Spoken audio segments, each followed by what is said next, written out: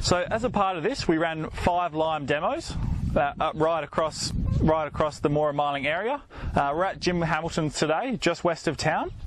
We've also got David Hamilton at Warwick Park, about 10 k's east of town, Richard Humphrey at Round Hill, Jeremy Lefroy at Round Hill, and also Tony White, just northwest of Miling. All soils were quite typical of our area. We go from quite a sandy soil here with a subsoil clay down to, at 50 centimetres, but then out as we move east, we move into the heavier loams and the more granite country, which really poses issues for incorporation. Okay, so we're just here having a bit of a look at the spading profile from the spading treatment at Jim Hamilton's. So Jim's done a really good mix here. So we can see the topsoil is being gouged down to about a depth of 20 to 30 centimetres, which is really effectively incorporating that lime down to that depth.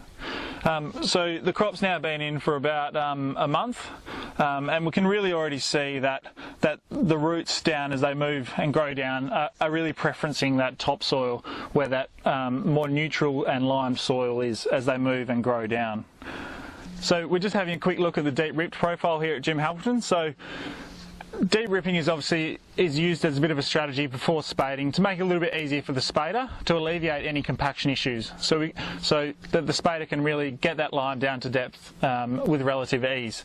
So this part actually was deliberately left out of the spading protocol. So we're here just left with the deep ripping effect. So here, from what I've seen throughout the state, I'd say the deep ripping job isn't actually as effective as it could have been. So we're seeing deep rip gouges, so topsoil falling down into the slots behind the deep ripper tine at a depth of about 20 centimetres. So I know there's a lot of farmers up north on the Minganoo sandplain and the Eridu sandplain who are effectively deep ripping down to 50 or 60 centimetres, which is really hitting that compaction layer at the same time. So yeah, there's definitely there's definitely a potential opportunity to improve with the deep ripping here.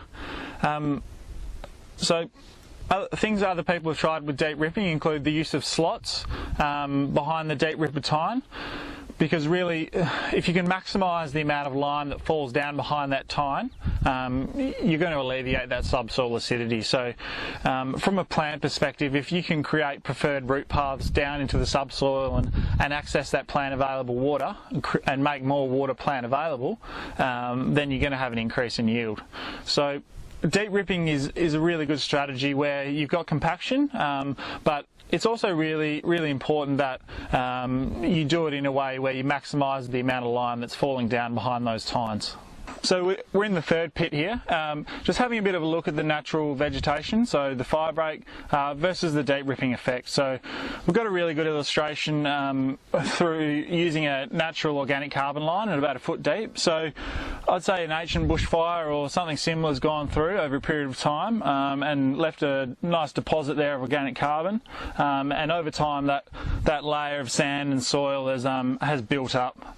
So it's also given us a really good illustration of the effect of the deep ripping. So the line moves really nice through here, and then we get the deep ripping effect moving through here. And once again, we can see the effect that those tines are having at a depth of about a foot. So we've got a nice tine mark here, another tine mark here, and then the distortion of that line as we move across. So it's really evident that the mixing we're getting of that soil using a deep ripper.